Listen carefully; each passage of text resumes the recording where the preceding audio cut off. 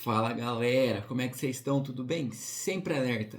Vídeo de hoje cumprindo o item 1 e o item 7 da especialidade de oratória. Mas antes de eu fazer aquela famosa transição que eu sei que vocês tanto aguardam nos meus vídeos, eu vou explicar o que é oratória. A oratória, ela é basicamente a capacidade de você expor suas ideias e convencer as pessoas utilizando da sua fala. E vocês vão ver no vídeo que a oratória, esse poder que ela tem, é muito utilizado desde a Grécia Antiga. E ela é muito essencial também para assumir questões de liderança e transformações sociais. Dando esse breve resumo, peguem a transição e espero que gostem do vídeo. Então vamos lá, me acompanhem. O item 1 diz que eu devo demonstrar a importância histórica da oratória. E ela surgiu basicamente em tempos de Grécia Antiga, onde hoje em dia aquela sociedade é vista como o berço da democracia. E naquela época, e até mesmo nos dias atuais, uma peça fundamental na política era a oratória, onde os cidadãos se reuniam em assembleias, tribunais, expondo suas ideias e tentando convencer as pessoas de que eles estavam corretos naquilo. Ou seja, a pessoa tinha a convicção de algo, ela sabia expor o que passava pela cabeça dela e ao mesmo tempo tentava convencer as pessoas ali presentes de que suas opiniões estavam corretas. A oratória, ela também estava muito ligada à arte da retórica. E naquela época, um bom orador, ele tinha mais poder socialmente. A oratória era tão importante politicamente que Aristóteles escreveu um livro citando 3 pilares fundamentais que um bom orador deveria ter. E esses 3 pilares, eles se seguiram até hoje em dia e são muito utilizados, que é a ethos, fatos e logos. Começando com ethos, que diz que um bom orador, ele deve passar confiança no que fala, ele deve passar credibilidade. Eu não posso chegar para um monte de pessoa, estar com a postura mirrada, olhando para baixo. Então, gente, o tema de hoje entendeu? Então eu tenho que passar essa confiança na minha fala, na minha postura, para ser e me tornar um bom orador. O segundo pilar, fatos. Eu tenho que me conectar emocionalmente com o meu público, entendeu? Eu não posso ser apático, só ficar jogando os dados, informações. Eu tenho que atrair meu público, eu tenho que chamar a atenção do meu público, me conectando com eles. E o terceiro pilar é o logos.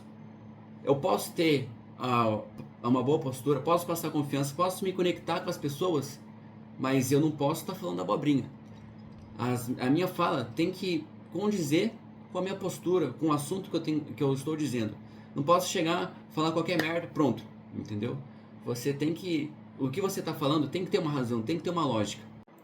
E a oratória, ela foi se tornando cada vez mais importante politicamente, socialmente, conforme o tempo ia passando.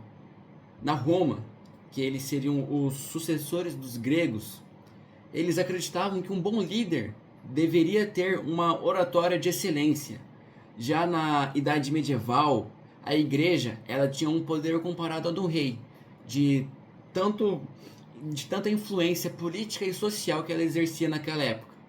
E ela utilizava da oratória através dos sermões religiosos para convencer as pessoas de seu pensamento. Então, dessa forma, eles controlavam o que eles pensavam, o modo como eles se comportavam e agiam. Já trazendo um pouco mais para a era moderna, a gente tem muitos discursos importantes que basicamente mudaram o mundo. A gente tem os discursos, por exemplo, de Martin Luther King, de Gandhi, onde a sociedade tinha um pensamento e eles começaram discursando, começaram a trazer rebeliões, revoltas, e não que eles mudaram totalmente a maneira das pessoas agirem, mas mudaram significativamente como a sociedade vê pessoas de raças diferentes.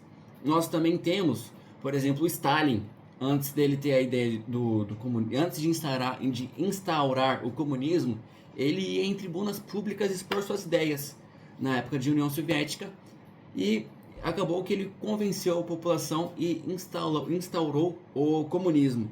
A gente também tem discursos que eram passados na época de Hitler, de Mussolini, e a população aderia, entendeu? Para ver como a oratória ela tem essa importância política e social, que através da oratória você pode mudar o mundo, sabe? E tem um filme também, que ele é baseado em fatos reais, se chama O 7 de Chicago. Passava na época de Guerra Fria e a população era muito contra os Estados Unidos ir à guerra que era acontecer no Vietnã. E tinha muitas rebeliões, muitas revoltas. E os Estados Unidos, ele decidiu processar essas pessoas. Mas, pô, não tem como processar mais de 100 mil pessoas. Então eles escolheram 6 líderes. Mas, pô, como que eles escolheram esses líderes? Eram as pessoas, então ele processou as pessoas que tomavam frente e discursavam, entendeu? Então a oratória, ela traz esse poder de liderança, esse poder de persuasão e de controle social. E hoje em dia, trazendo aqui mais para a atualidade, politicamente você não vê um político que não saiba falar, que não saiba defender uma lei, ou pelo menos era para ser. E trazendo mais pro lado de redes sociais, você não vê um influencer que não saiba falar na frente da câmera, um influencer que não saiba cativar o seu público-alvo, fazendo assim um poder de convencimento, trazendo parcerias com outras empresas e tentando vender um produto, entendeu? Então é isso, aqui se encerra o item 1, agora vamos partir para o item 7. O item 7 diz que eu devo demonstrar os deveres de um presidente de reunião ou um presidente de debate, agindo numa dessas condições. No vídeo eu vou estar explicando as duas. E eu já atuei sim como presidente de reunião em uma assembleia de tropa que nós fizemos uma vez no grupo escoteiro. Então vou começar por ela. Quais são os deveres, as obrigações que um presidente de reunião deve ter? Bom, ele é o responsável por iniciar e encerrar a reunião no tempo delimitado. Ele quem vai iniciar e encerrar as pautas que serão discutidas ao longo dessa reunião, sempre sendo objetivo, mantendo foco e respeitando a todos e incentivando também cada um fale sua opinião. Por exemplo, nessa assembleia de tropa, a gente discute calendário, as atividades que a gente vai ter nesse semestre ou não. Se a gente não consegue pôr uma atividade nesse semestre, a gente conversa, então a gente pode colocar essa atividade para semestre que vem, todo mundo de acordo? Bacana, entendeu? E tem também o presidente de debate, que ele vai atuar mais como um moderador, onde a gente tem essas duas vertentes, essas duas ideias opostas sobre um determinado assunto. Então ele vai ser o mediador, sendo o mais neutro possível, sendo o mais justo com as duas bancadas, com as duas opiniões, mantendo o foco no objetivo, controlando o tempo e também para que não haja nenhuma discussão e acabe terminando o debate de uma forma mais calorosa.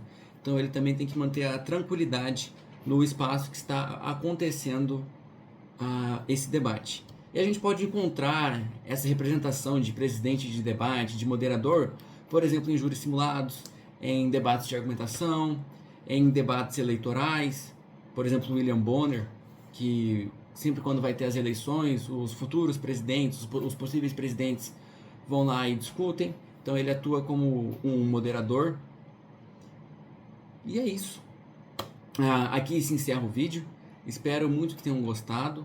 Quaisquer críticas serão muito bem-vindas. Um beijão para vocês e é isso. Tchau, tchau.